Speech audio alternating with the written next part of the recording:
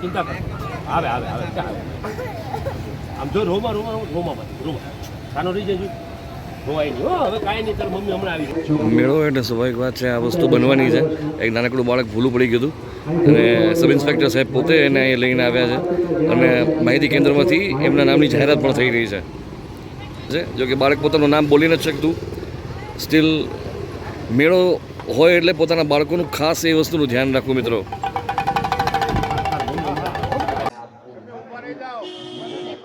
શું તમારો વિડીયો ઉતરાવો એ રીતે તો આ મશીન તમારા માટે અહીંયા કામ કરશે અને કેટલા લ્યો છો પર પર્સન 20 રૂપિયા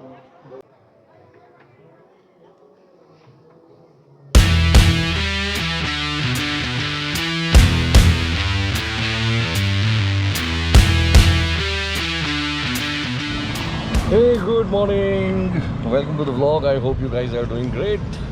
સાયક્લોનિક સમીરમાં આપનું સ્વાગત છે અને આમ જુઓ તો ગુડ મોર્નિંગ 10 વાગે કરવાની જગ્યાએ હું 6 વાગે પણ કરી શકતો હતો ઉઠ્યો ત્યારે એકચ્યુઅલી મારે નીકળવું હતું 5 વાગે જુનાગઢ પણ એક રાત્રે ડેટા ટ્રાન્સફરમાં અને અમુક જે ટેકનિકલ ઇશ્યુઝને કારણે સુવામાં મોડું થઈ ગયું મારે અને થોડું એડિટિંગ પણ બાકી હતું એટલે રાત્રે 1:30 વાગ્યા સૂતો અને વહેલો પછી ઉઠી ન શક્યો ફાઇનલી પહોંચ્યો છું વીરપુર એક એવી જગ્યા છે કે જે નોર્મલી હું અહીંયા 2 મિનિટ માટે હોલ્ડ કરતો હોઉં છું અને ચા પાણી પીને આગળ વધતો હોઉં છું અને હું ચાલો વ્લોગની શરૂઆત અહીંથી કરી દઈએ ભવનાથના મેળાની ટૂરની શરૂઆત પણ અહીંથી કરી દઈએ અહીંથી તમને બેક ટુ બેક હવે રસ્તાના માહોલ પર દેખાડતો જઈશ વ્લોગ અહીંથી કન્ટિન્યુ કરશું ખાખરો અને બિસ્કિટ્સ અને બિસ્કિટ આ એટલા માટે કારણ કે પેલા ડાયટ બિસ્કિટ્સ અહીંયા વીરપુર બનાવતા અને સવારના હું કંઈ ખાધા વિના નીકળ્યો હતો કે એકાદ રાત્રે મને થોડીક જ ખીચડી ખાધી હતી હું અલગ પ્રકારનું ડાયટ ફોલો કરું છું હું એક જેને કહે ને કે કોઈ ડાયટિશિયનને કે ન્યુટ્રિશન જે છે એ લોકોના પહેલાં નથી ફોલો કરતો કારણ કે એ બધું ફોલો કરવા જાવ તો મારો કામ ધંધો ન કરી શકું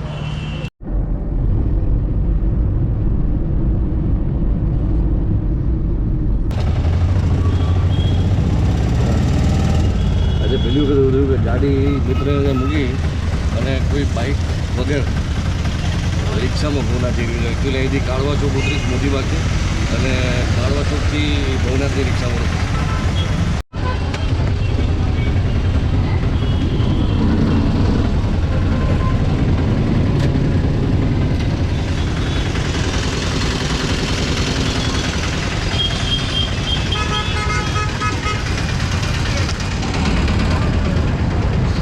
આપણે કરવા છું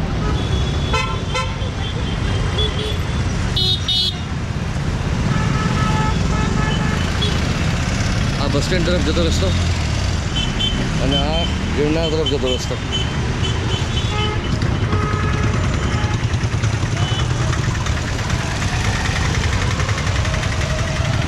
અહીંથી ભવનાથ માટેની બધી રિક્ષાઓ મળતી હોય છે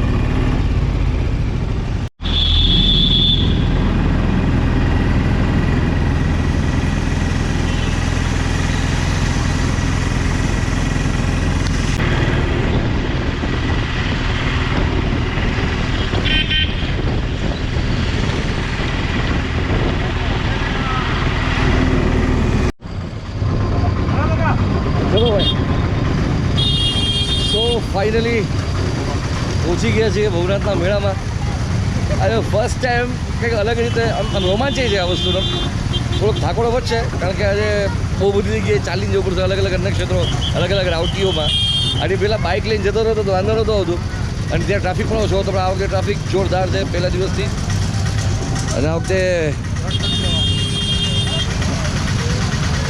પાછળવાળાઓ પણ આવી ગયા છે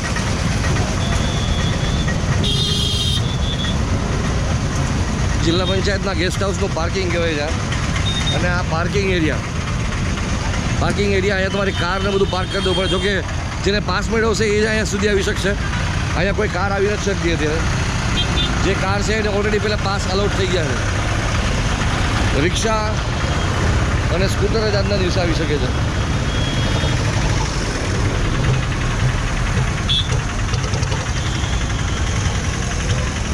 જય ગિરનારી. આહા, સૌથી પહેલાં તો અહીંયા આવશો ને અલગ અલગ અન્ય ક્ષેત્રોમાંથી સુગંધ જે આવશે એ આપનું સ્વાગત કરશે. સૌથી વધારે તમને બોર્ડ અહીંયા અન્ય ક્ષેત્રોના જોવા મળશે. આજે પહેલી વખત એવું છે કે હું બ્લોગની શરૂઆત પાર્કિંગથી કરું છું. એટલે કે ભવનાથની ધ્વજાથી બ્લોગની શરૂઆત થતી હોય છે. ઓલરેડી સવારના આજે ધ્વજારોહણ થઈ ગયું. ધ્વજા ફરકી જાય પછી મેળાનો વિધિવત પ્રારંભ થાય.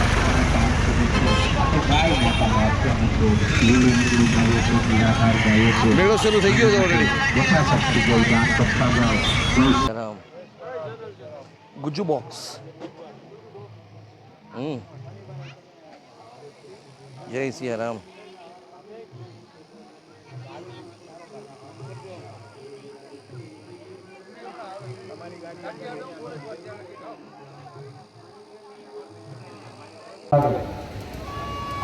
મિત્રો, મેળો એટલે સ્વાભાવિક વાત છે, આ વસ્તુ બનવાની છે. એક નાનકડું બાળક ભૂલું પડી ગયું હતું અને સબ ઇન્સ્પેક્ટર સાહેબ પોતે એને અહીં લઈને આવ્યા છે અને માહિતી કેન્દ્રમાંથી એમના નામની જાહેરાત પણ થઈ રહી છે. આ મેળામાં માહિતી કેન્દ્ર ઉપરાંત પોલીસ ડિપાર્ટમેન્ટ પણ પબ્લિકની સેવા માટે સતર્ક છે. તમે જોઈ શકો છો અહીંયા ખુદ સબ ઇન્સ્પેક્ટર સાહેબ પોતે બાળકને લઈને આવ્યા છે. જો કે બાળક પોતાનું નામ બોલી નથી શકતું, સ્ટીલ મેળો હોય એટલે પોતાના બાળકોનું ખાસ એ વસ્તુનું ધ્યાન રાખવું. મિત્રો,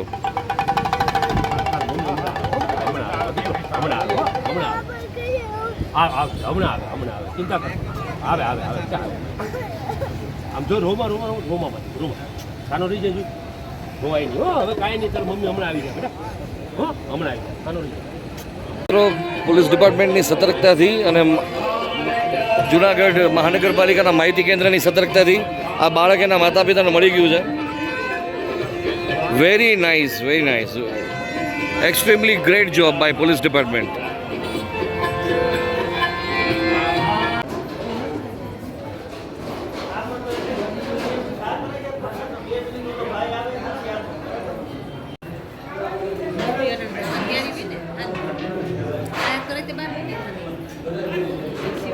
સો મિત્રો, આ છે ભવનાથ તારણહાર ભવનાથ મહાદેવનું મંદિર.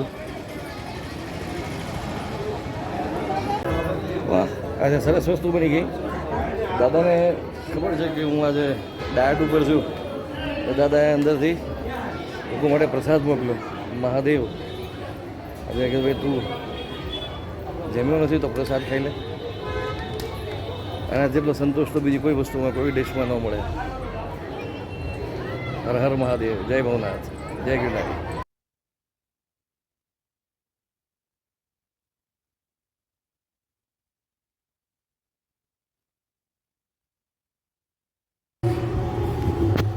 સો ગાઈઝ, આજના દિવસની અંદર સૌથી મોટો લોચો એ પડ્યો કે આખો દિવસ કામ બહુ બેસ્ટ થયું, થાકોડો પણ રહ્યો, એડિટિંગ પણ થયું અને અપલોડિંગ પણ થઈ ગયું. પણ જે છેલ્લા 1-1.5 કલાકની મહેનત હતી એમાં રોડ માઇકે દગો આપી દીધો. એટલે જે ઇન્ટરનલ રેકોર્ડિંગ છે હવે એની ફાઇલ પણ કંઈક વિચિત્ર ફોર્મેટની બની ગઈ છે. એટલે હવે આવતીકાલનો થોડોક સમય જે છે એ ફાઇલ રિપેર કરવામાં થશે. વિચાર કરો તમે 30,000 રૂપિયા ખર્ચીને માઇકનો એક સેટ લીધો છે સારામાં સારી કંપનીનો, અને તમને આવા સારા ઇવેન્ટ ઉપર દગો આપી દે. બાકી ઓવરઓલ આજના દિવસનું બહુ મજા આવી. સવારના ભવનાથના મેળાની શરૂઆતથી લઈ અને અત્યારના સુધીમાં બેક ટુ બેક બધું શૂટ જ રહ્યું છે. આજે જોઈએ ક્યાં સુધી આપણે કામ કરી શકીએ છીએ. આવતીકાલ સવારથી ફરી પાછા લાગી પડશું. અલગ અલગ અન્ય ક્ષેત્ર, અલગ અલગ ઉતારા અને મેળાના બીજા પાસાઓ. ફિલહાલ આ વ્લોગને અહીંયા કમ્પ્લીટ કરીએ. મળીએ છીએ નેક્સ્ટ વિડીયોમાં. જય જય ગરવી ગુજરાત. Good night.